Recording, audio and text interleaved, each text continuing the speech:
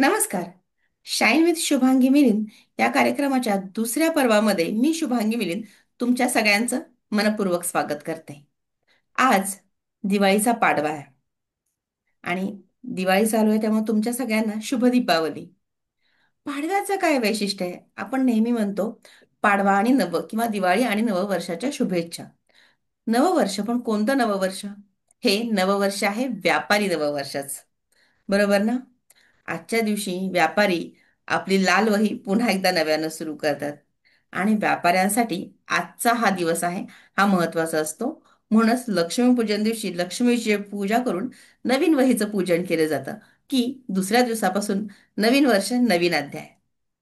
आणि म्हणूनच आजपासून आपण व्यवसाय वाढीसाठीच्या गोष्टींचा उपयोग किंवा व्यवसाय वाढीच्या गोष्टींविषयी चर्चा करणार आहोत. बऱ्याचदा आपण दिवाळी म्हटलं की सगळ्यांना भेटणं, एकत्र येणं, गेट टुगेदर हा विचार करतो. आणि खूप वेळ आपण हे बघतो की दिवाळी निमित्त बिझनेस नेटवर्किंग. हे बिझनेस नेटवर्किंग म्हणजे काय, कसं करायचं आणि व्यवसायाला याचा कसा उपयोग होतो, हे सगळं जाणून घेण्यासाठी आज आपल्याकडे बिझनेस नेटवर्किंग मधले दिग्गज नरेंद्र बगाडीजी आले आहेत. नरेंद्रजी, तुमचं या कार्यक्रमात खूप खूप स्वागत. नमस्कार आणि खूप खूप धन्यवाद तुमच्या प्लॅटफॉर्मवर मला बोलवल्याबद्दल. येस. नरेंद्रजींविषयी सांगायचं तर मी गेले कित्येक वर्ष त्यांना ओळखते. आम्ही खूप साऱ्या प्लॅटफॉर्म्सवर एकत्र काम केलेलं आहे. त्यांचा स्वतःचा व्यवसाय आहेच, पण या व्यतिरिक्त खूप साऱ्या लोकांना व्यवसाय वाढीसाठी किंवा व्यवसाय, मुळातच व्यवसायात येण्यासाठी त्यांनी प्रेरणा दिलेली आहे.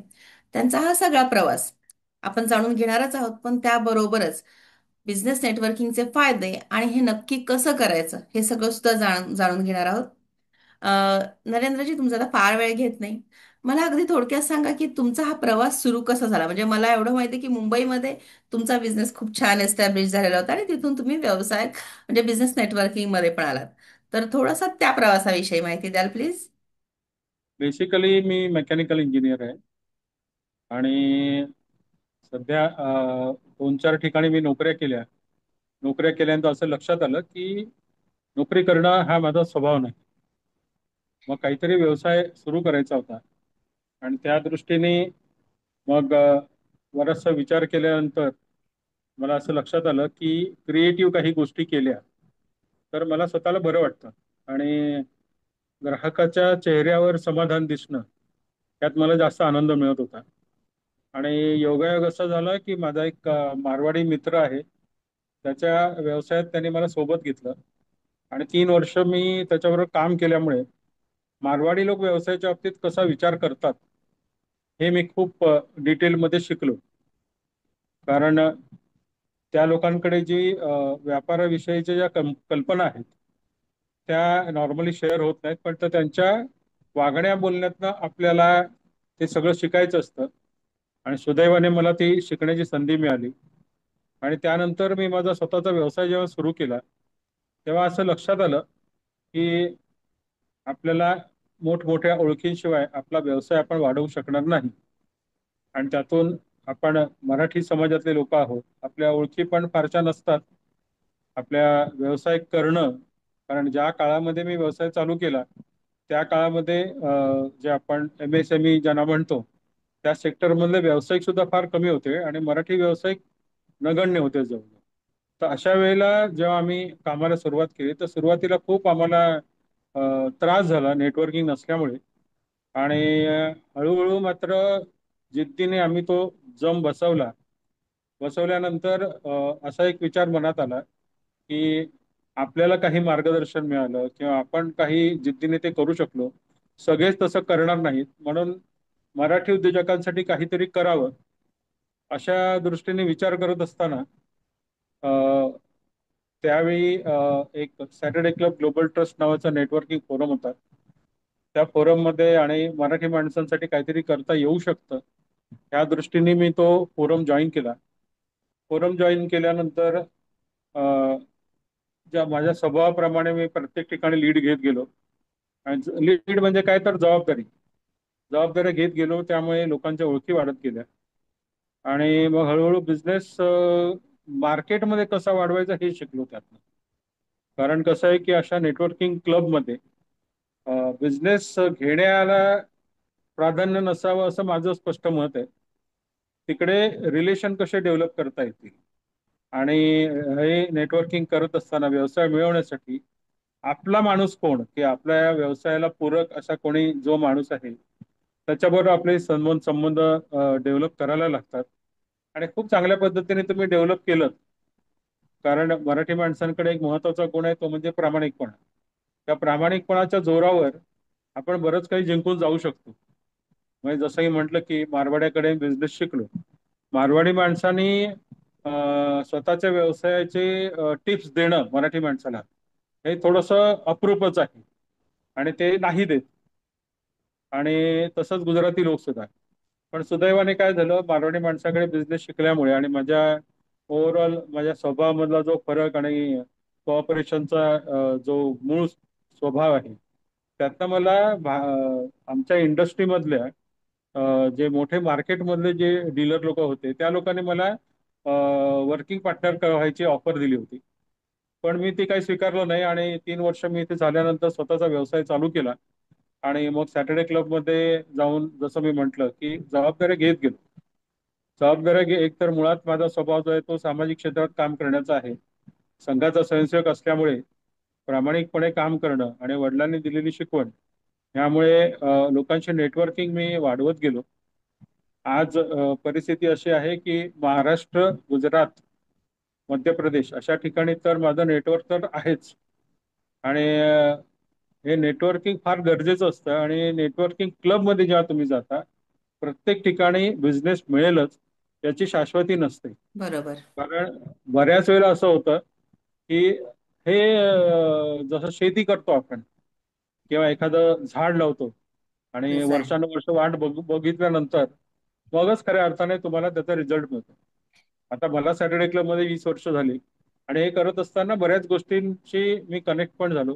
करेक्ट. तर माझं असं सांगणं असेल की बाबा, एखादा नेटवर्किंग क्लब जेव्हा तुम्ही जॉईन करता तर कमीत कमी 3 वर्ष तरी तुम्ही त्या क्लबमध्ये टिकून राहा आणि तुमच्या व्यवसायाला पूरक माणूस जो आहे त्या पूरक माणसाशी तुमचे रिलेशन डेव्हलप करा आणि त्या माणसाच्या थ्रू आणखी रिलेशन डेव्हलप करा. कारण क्लबमध्ये तुम्हाला हे शिकायला मिळतं की रिलेशन कसे डेव्हलप करायचे. मला वाटतं हे सुरुवात पुरेशी आहे. अ, आता सुरुवात तुम्ही नेटवर्किंगची म्हणतात. माझी नेटवर्किंगची सुरुवात जी झाली तेव्हा तुमच्या बरोबर झाली आणि पहिलं वाक्य तुम्ही मला सांगितलेलं होतं, केल्याने देशाटन, पंडित हम्म. मैत्री सभेत संचार, शास्त्र ग्रंथ विलोकन, मनुजा येतसे चातुर्य फार.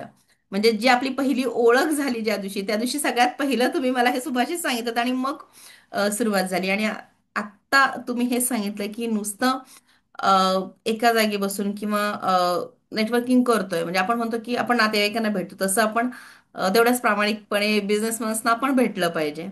किंवा जसं तुम्ही म्हणता की 3 वर्ष तुम्ही कन्सिस्टंटली तिथे राहिलात तर पुढे त्याच्यात काहीतरी बघण्यात अर्थ आहे. बरोबर. तर नेटवर्किंग म्हणजे आता आपण बिझनेस नेटवर्किंग थोडं लांब ठेवू, पण नुसतं नेटवर्किंग म्हणजे काय? जरा मला एक कॉल येतोय, घेऊ का? हो.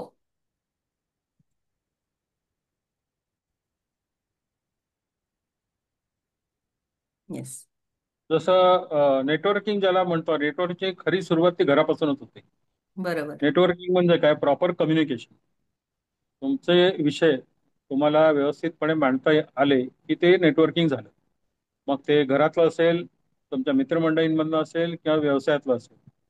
ज्या क्षेत्रामध्ये आपण काम करतो त्या क्षेत्रातले जे सहकारी आहेत त्यांच्याबरोबर तुमचं कम्युनिकेशन चांगलं असलं पाहिजे.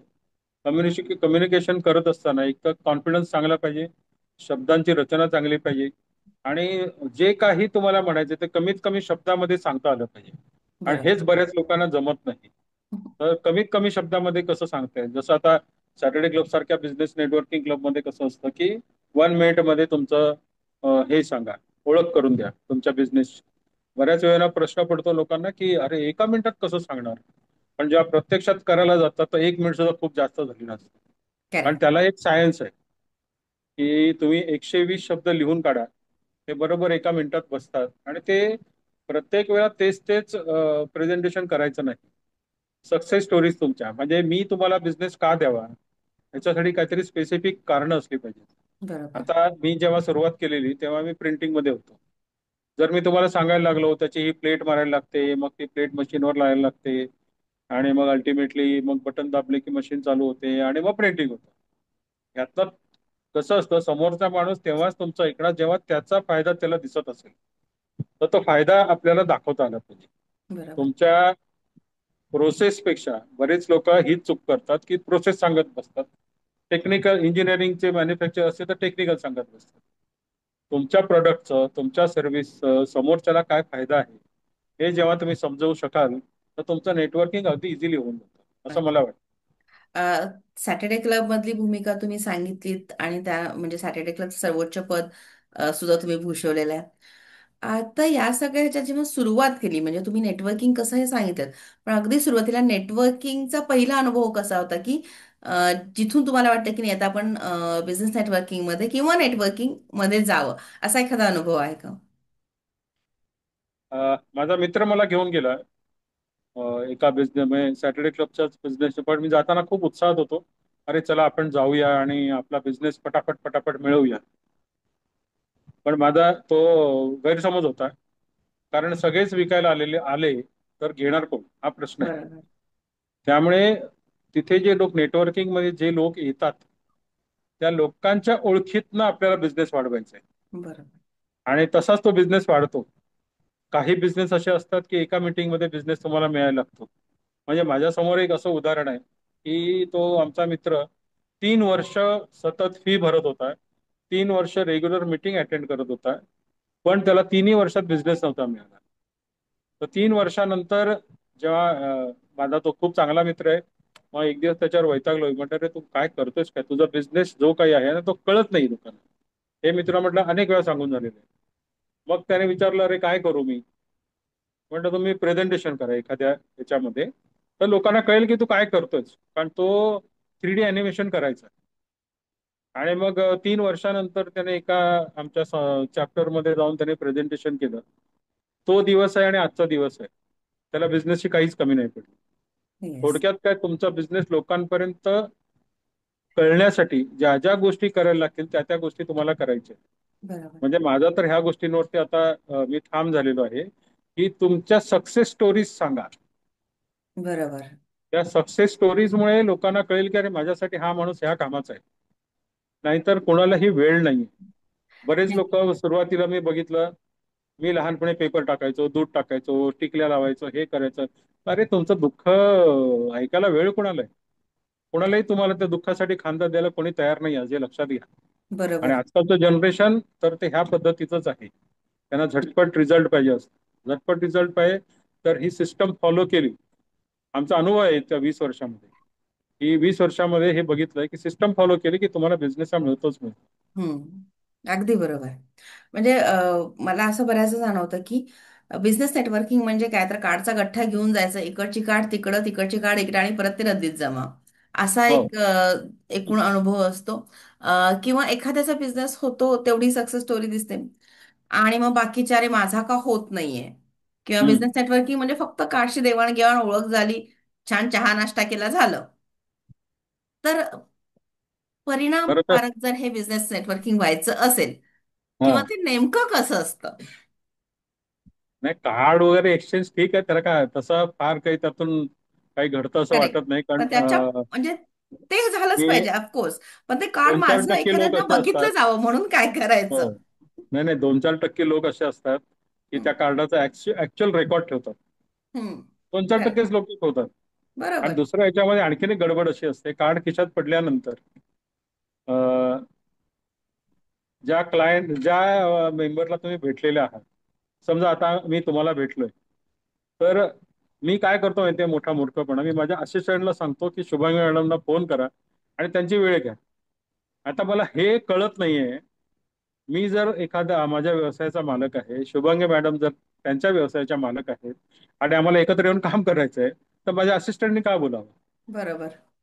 तर असे सुरुवातीला मला बरेच फोन यायचे. मी स्पष्ट सांगायचं रे, अशा पद्धतीने कामं होत नाहीत. कारण शेवटी एम्प्लॉई हा एम्प्लॉई असतो.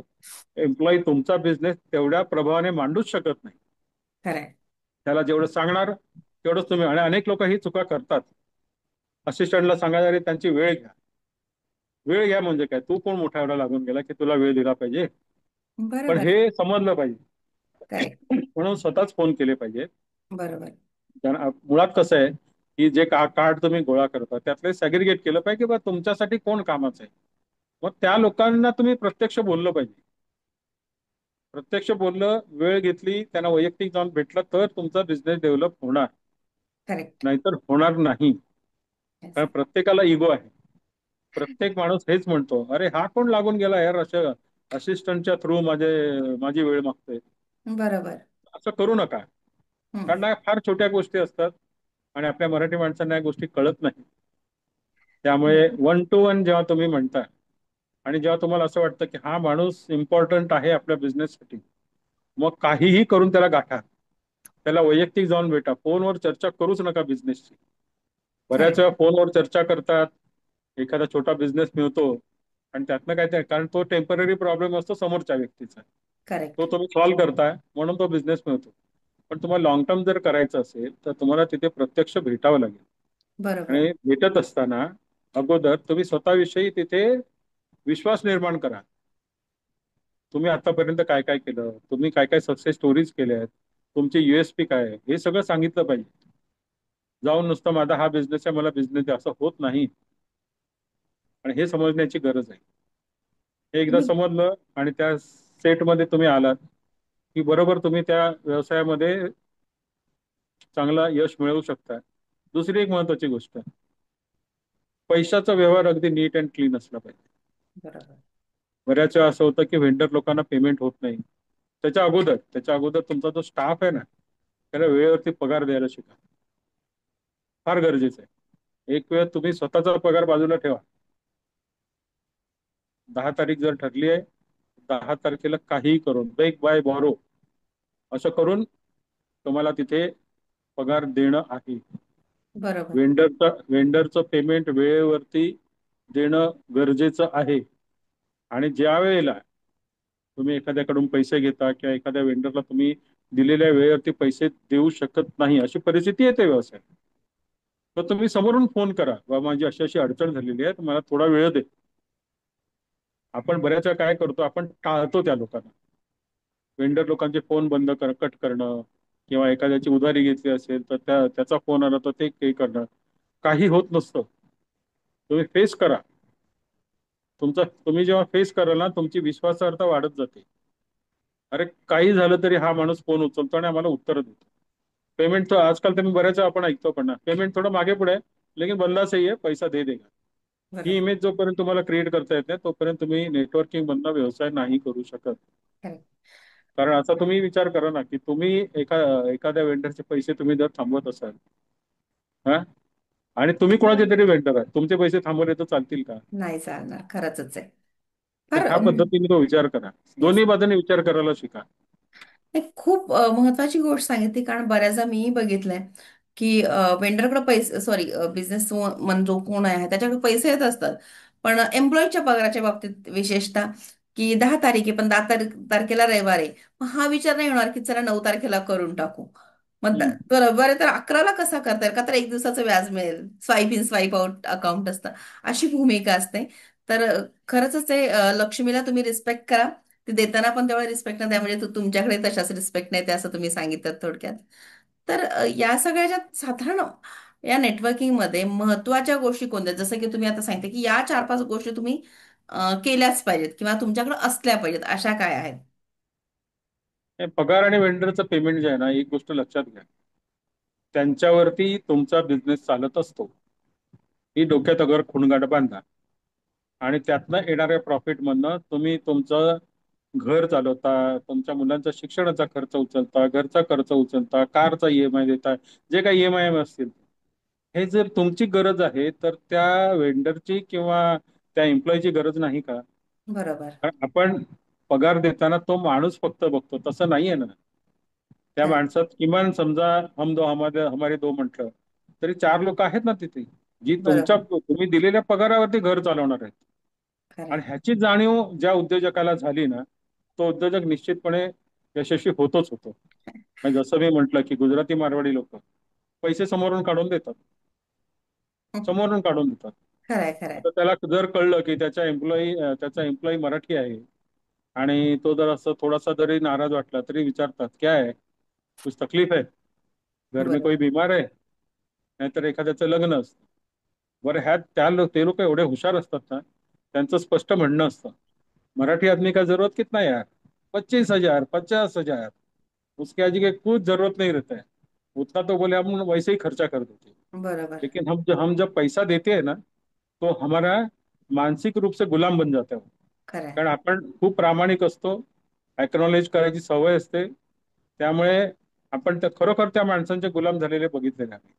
आणि खऱ्या अर्थाने जर व्यवसाय मार्केटमध्ये जर तुम्ही कधी फिरलात तर लक्षात असं येईल की मूळ मालक जो असतो तो बसलेला असतो आतल्या एसी कॅबिन मध्ये, आणि जो मराठी मॅनेजर असतो तो काउंटरला बसून लोकांशी डील करत असतो. खरंय. मग हे समजलं पाहिजे आपल्याला की आपण पगार, वेंडरचे पैसे हे सातत्याने वेळेवर दिले पाहिजे. अगदी एक बरोबर. वेळ तुमचे नाही आले तरी चालतील, तुमचे नाही आले तरी चालतील, पण तुमच्या वेंडरचे, तुमच्या एम्प्लॉईचे पैसे तुम्ही वेळेवरती द्या, त्यांचे आशीर्वाद मिळवा. बरोबर. कारण अध्यात्म ही एक गोष्ट अशी आहे की जी तुम्हाला प्रत्येक वेळी सहाय्यभूत ठरत असते. हा असा तर माझा अनेक वेळा अनुभव आहे. अनेक वेळा असं माझा माझा 10 तारखेचा पगाराचा दिवस होता आणि असं 2-3 वेळा झालं माझं की 10 तारखेच्या सकाळी माझ्या हातात पैसे नसायचे आणि मला प्रश्न पडलेला असायचा की बाबा काय करायचं. आणि स्वामींचा भक्त असल्यामुळे स्वामींची प्रार्थना करायचो की बा संध्याकाळी पगार द्यायचा आहे, आणि मला माहित नाही कसं काय, पण माझं वेंडरकडनं पेमेंट आलेलं आहे अशा वा. प्रत्येक वेळी, आणि मी वेळेवरतीच पगार केलेला आहे. त्या बात आहे. आता खूप वेळा लोक विचारतात की नेटवर्किंग म्हणजे मग फक्त काय ओळखी वाढवायच्या का, म्हणजे एक टूल म्हणून उपयोग करतात. मग ओळखी, नक्की ओळखी वाढल्याच पाहिजेत, पण ओळखी वाढवणं आणि त्याचं व्यवसायात रूपांतर करणं, हे कसं शक्य आहे किंवा कसं करावं? एक तर कसं आहे, तुम्हाला जर लॉंग टाईम व्यवसाय एखाद्या माणसावर करायचा आहे तर तुमच्या वागणुकीवरती लक्ष असतं. तुम्ही काय खाता, काय पिता, काय कपडे घालता, लोकांशी कसं बोलता, त्याच्यावरती खूप डिटेलमध्ये लक्ष हे लोक नेहमी देत असतात. बऱ्याच वेळा असंही होतं की एखादा तिसरा माणूस जो तुम्हाला ओळखतच नाही, पण त्याला तुमचा व्यवसाय माहिती आहे, तो तुम्हाला ऑब्झर्व करत असतो आणि एखाद्या मोक्याच्या क्षणी तो तुम्हाला व्यवसाय देऊन जातो. असंही अनेक वेळा घडतं. आणि हे व्यवसाय ओळखी का वाढवायच्या, तर नुसतं व्यवसाय म्हणून नाही, ह्युमन रिलेशनशिप फार महत्वाचे आहेत. म्हणजे थोडंसं हटके एक उदाहरण देईन मी तुम्हाला, रिलेशन कसे मेंटेन केले पाहिजेत. कोविडचा काळ होता आणि रात्री साधारण 11:30 वाजता मला एक फोन आला साताऱ्याहून. आणि फोनवरती एक बाई होत्या, त्या रडत होत्या, शुभांगी परत थांबायला लागेल. येस. हा, तर मी सांगत होतो की कोविडचा काळ होता आणि रात्री 11:30च्या सुमारास मला फोन आला. मी म्हटलं, आणि मला अशा उशिरा फोन येतात आणि मी फोन घेतो. फोन पण घेणं फार महत्वाचं असतं, कधीही टाळू नका फोन. आणि मग एक बाई होती, ती रडत होती. मला कळे ना की काय रडते आणि काय झालंय काय. म्हटलं बराच 2-3 मिनिटं रडली ती. मग म्हटलं तुमच्या बरोबर कोणी असेल तर फोन द्या, मला कळे ना. तर मला फोन होता साताऱ्यावर. त्याने त्या माणसाने फोन घेऊन मला नाव सांगितलं, म्हणजे आमचा मित्रच होता तो. तर ती जी बाई होती त्यांची पार्टनर होती. आणि त्यांनी मला सांगितलं की बगाडे साहेब, एक मोठी अडचण झालेली आहे, आणि हे आमच्या ज्या बाई आहेत त्या माझ्या पार्टनर, त्या तुम्हालाही ओळखतात. तर त्यांच्या भावाचा कुवेतमध्ये रोड ऍक्सिडेंट झालाय, ओमानमध्ये. तर कोविड असल्यामुळे त्यांचं असं म्हणणं आहे की ती बॉडी कशी करून इथे भारतामध्ये माझ्या समोर अंतिम संस्कार होणं गरजेचं आहे. मला प्रश्न पडला की बाबा कसं होणार आहे. आणि मला ना नाही म्हणायची सवय नाही आहे, मी कधीच नाही म्हणत आणि कोणी नाही म्हटलेलं मला आवडत नाही. तर म्हटलं एकतर कोविड आहे, म्हणजे त्यांचं असं स्पष्ट म्हणणं आहे की बगाडे साहेबांना तुम्ही सांगा, ते काहीतरी करतील आणि काहीतरी होईल. आणि मग मी ओमानमध्ये माझ्या मित्राला फोन लावला. त्याला म्हटलं हिंदीत बोललो आम्ही. म्हटलं सर ऐसा ऐसा है कि कुछ प्रॉब्लम है. तो बोले हाँ, बोले अभी कोविड चल रहा है, वो भी टफ टाइम है कोविड का। बोला क्या हुआ? बोला एक काम है और वो आपको करना है कैसे।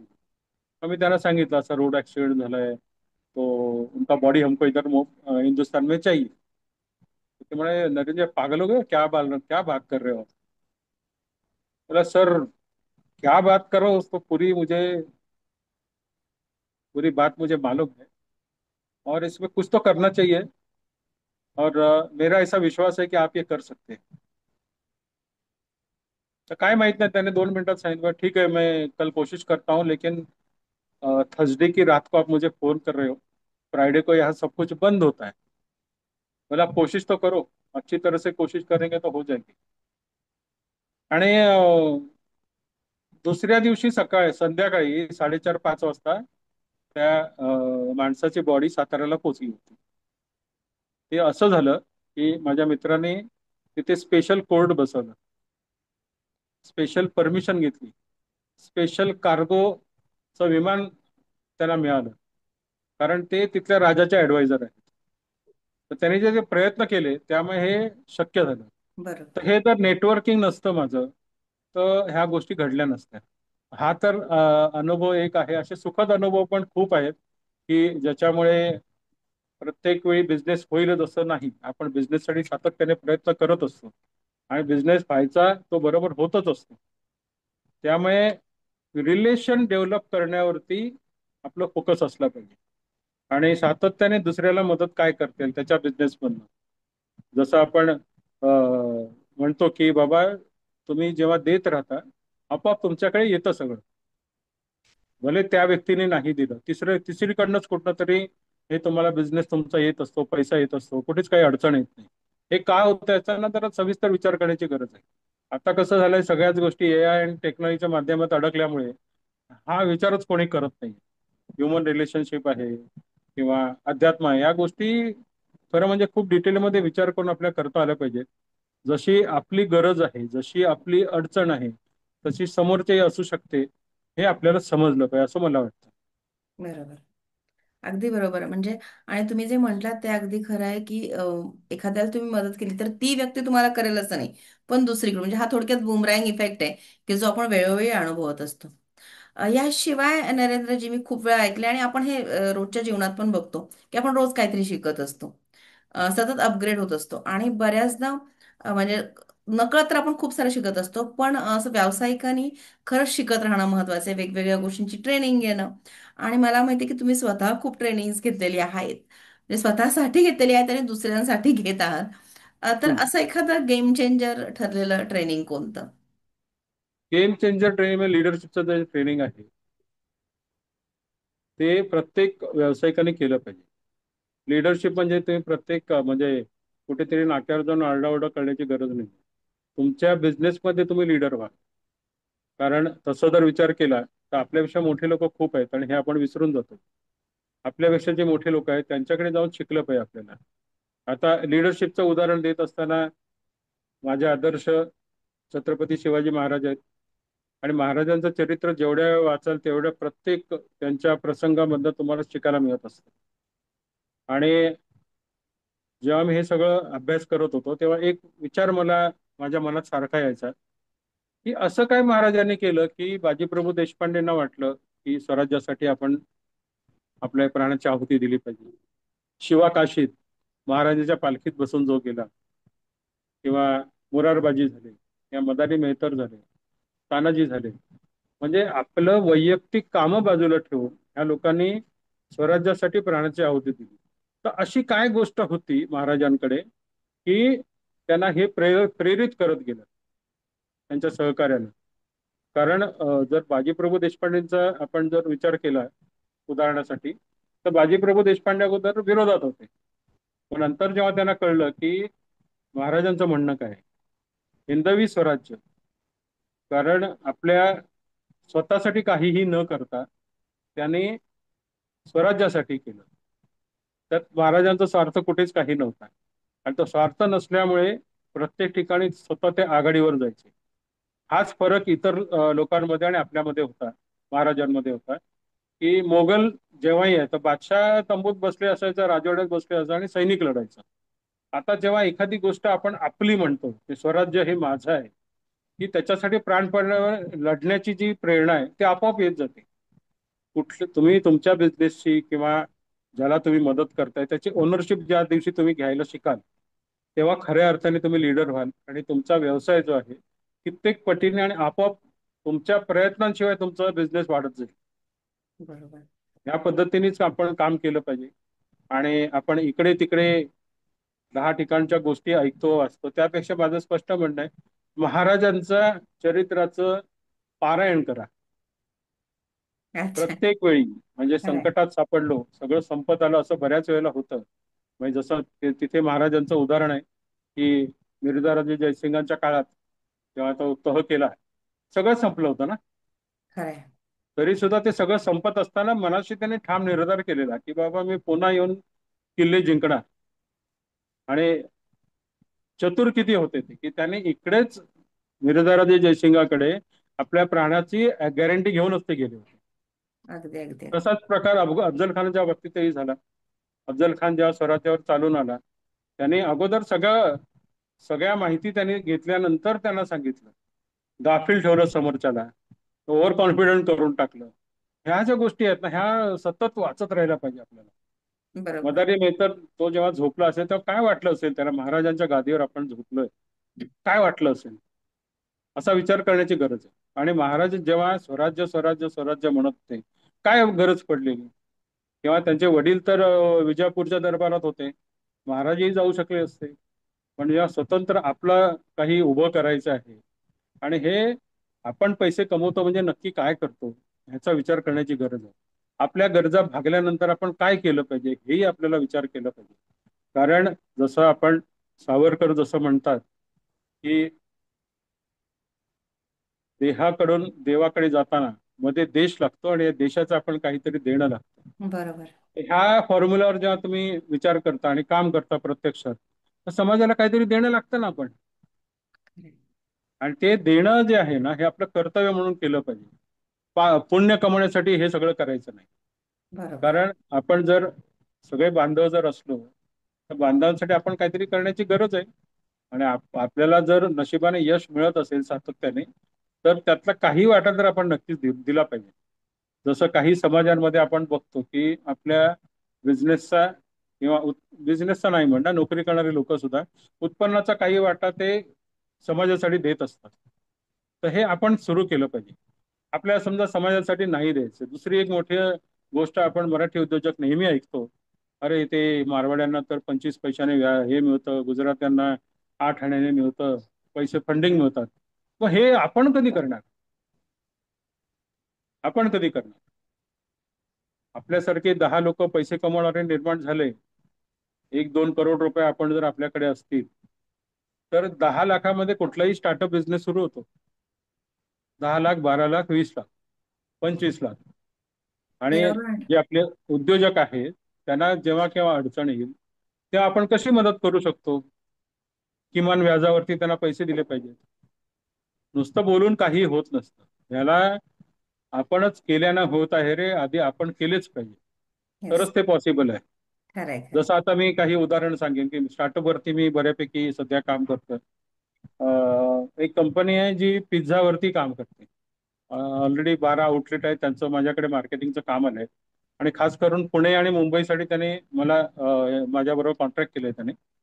तर 10 लाख रुपयामध्ये ती फ्रँचायझी मिळते, पूर्ण सेटअप त्यामध्ये ते करून देतात, ट्रेनिंग पण देतात.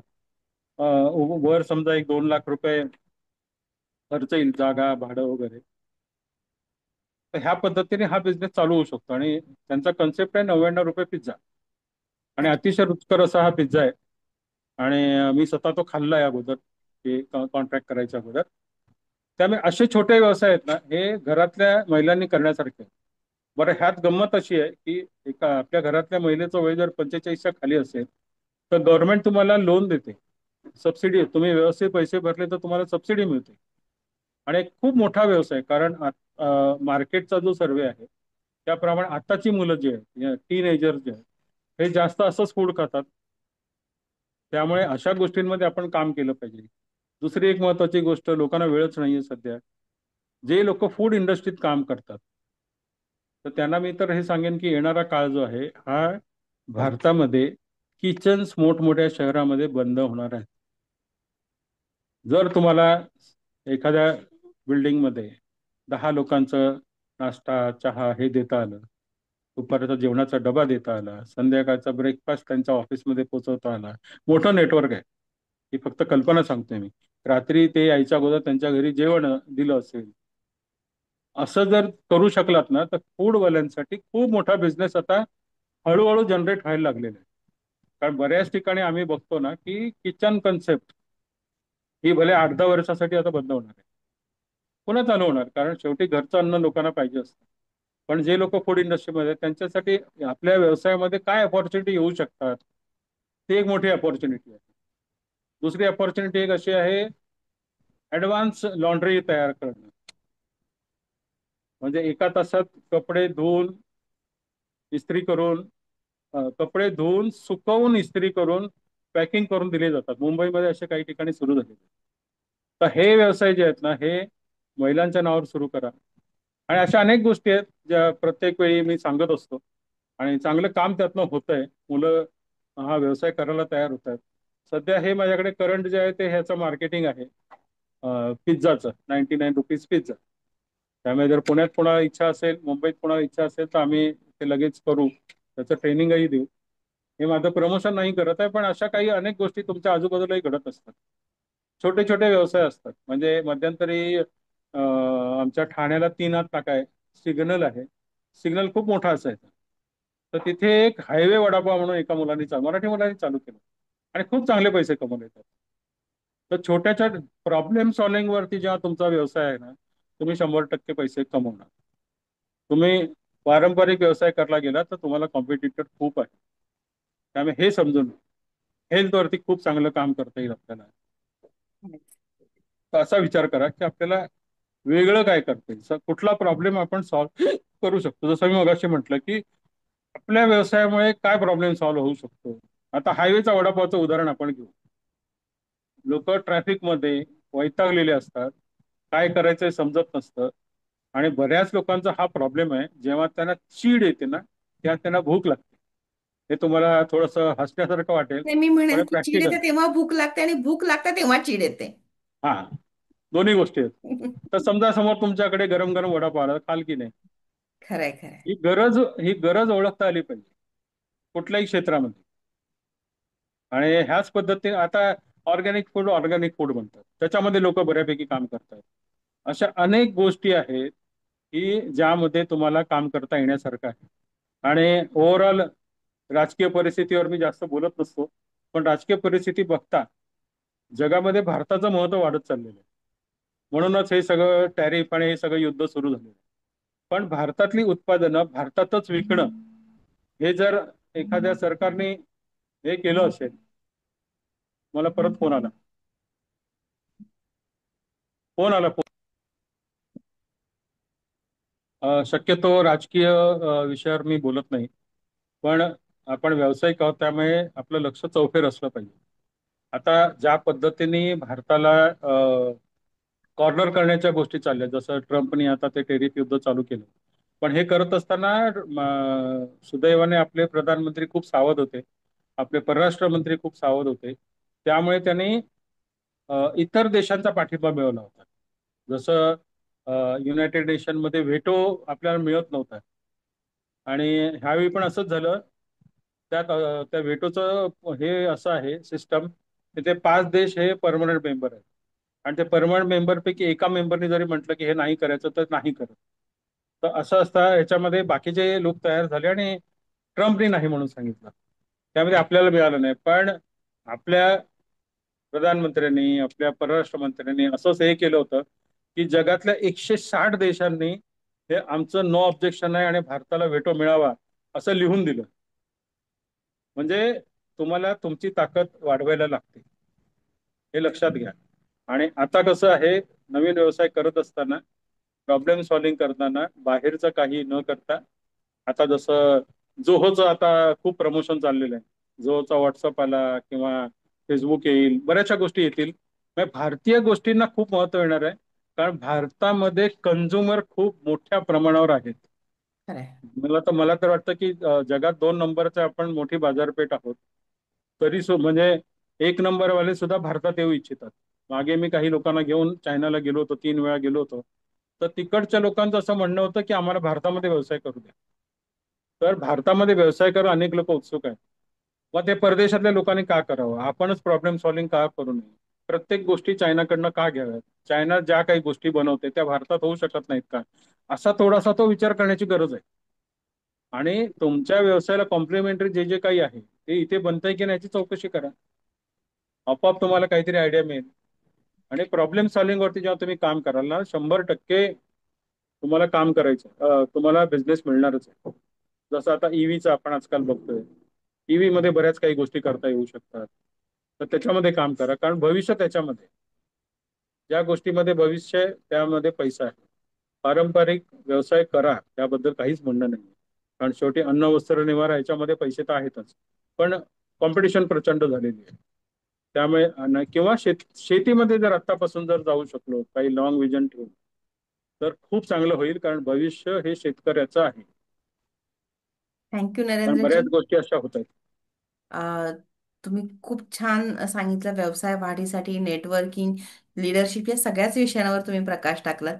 जाता जाता प्रेक्षकांसाठी एक छोटासा सल्ला अपेक्षित आहे.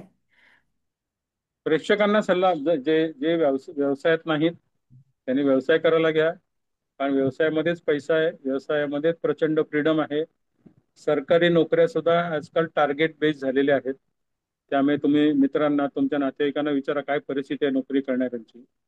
आणि जेव्हा तुम्ही व्यवसाय करता, तुम्ही 24 तास ऑन ड्युटी असता आणि तुम्ही 24 तास मोकळी असता.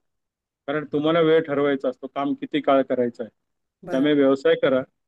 आणि असा व्यवसाय करा की जो लोकांची समस्या दूर करू शकतो. आणि अशा बऱ्याच गोष्टी आहेत. म्हणजे जसं देशी अंडी मिळत नाहीत, बकरीचं दूध मिळत नाही, असं काय काय विचार करा, खूप काही मिळेल. कारण जो सर्वे आहे भारत, मला वाटतं मुंबईमध्ये दररोज काहीतरी 1.5 करोड अंडी विकली जातात आता. आणि ते आपण बाहेरून आणतो. आणि गरज आहे, कन्झम्पशन आहे 2.5 करोड अंड्यांचं. वरचे बरोबर. 1 करोड अंडी ही तुम्ही बाहेरून आणताय. दुसरी गोष्ट, छोटीशी गोष्ट, चपाती बनवणं असा एखादा छोटासा महिलांचा व्यवसाय असू शकतो. मी जिथे मुलुंड ह्या भागात राहतो मुंबईमध्ये, तिथे 1 लाख पाव विकले जातात रोज. 1 लाख पाव. आणि असे छोटे छोटे व्यवसाय खूप आहेत. मार्केटिंग करायला लागेल. आणि आपण जेव्हा हा व्यवसाय प्रामाणिकपणे सचोटीने करू, तेव्हा खऱ्या अर्थाने आपण श्रीमंतीकडे वाटचाल करू असं मला वाटतं. अगदी बरोबर. धन्यवाद नरेंद्रजी. तुम्ही खूप साऱ्या गोष्टी क्लिअर केल्यात, किंवा बऱ्याच तरुणांना किंवा व्यवसायात असणाऱ्या लोकांना व्यवसायात प्रगती करण्यासाठी त्या मार्गदर्शक आहेत. तुम्ही वेळात वेळ काढलात आणि मार्गदर्शन केलं, त्याबद्दल तुमचे खूप खूप आभार. आणि खूप खूप धन्यवाद तुम्ही आम्हाला बोलवल्याबद्दल. सर्वांना दिवाळीच्या हार्दिक शुभेच्छा. पुन्हा भेटू हो. पुढच्या भागात. एकच मिनिट, फक्त एकच मिनिट. हं. कालच लक्ष्मीपूजन झालंय आणि आज पाडवा आहे. आणि उद्योजकांसाठी हे फार महत्वाचं आहे. आता मारवाडी लोकांची भावना काय असते हे सांगतो आणि मी संपवतो.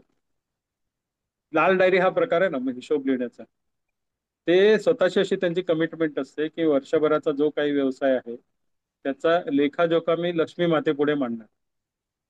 त्यामुळे सचोटी मांडायला लागते, देवापुढे मांडायचे. त्यामुळे तो सचोटीने मांडला जातो. आणि आजपासून पुन्हा व्यवसायाला सुरुवात होते. ह्या गोष्टी लक्षात ठेवा. मारवाडी कम्युनिटीकडनं खूप शिकण्यासारखं आहे. म्हणजे जसं सॅटर्डे क्लबचे संस्थापक भिडे साहेब म्हणायचे की पंजाबी माणसाकडनं मेहनत शिका, सिंधी माणसाकडनं चिकाटी शिका, गुजराती माणसाकडनं गोड बोलायला शिका, आणि मारवाडी माणसाकडनं हिशोबीपणा शिका. क्या बात मला है. वाटतं ह्या एवढ्या गोष्टी आपण जर लक्षात ठेवल्या, जगामध्ये आपला माल जाऊ शकतो. आणि शक्यतो प्रयत्न असा करावा की आपण एक्सपोर्ट ओरिएंटेड काम करू शकू. अशा पद्धतीने आपण सगळ्यांनी व्यवसाय करूया आणि आपण सगळे एका चांगल्या लेवलला जाऊन श्रीमंत होऊया. धन्यवाद. नक्की. धन्यवाद. नरेंद्रीचा नंबर मी खाली बायोमध्ये टाकते. कोणाला हवं असेल तर नक्की सरांना संपर्क करा. अजूनही खूप गोष्टी म्हणजे आता त्या सागरातला फक्त एखादा थेंब आपण घेतलाय. खूप गोष्टी घेण्याजोग्या आहेत. तर पुन्हा भेटत राहू. आणि आता पुरता नमस्कार. येस. ओके.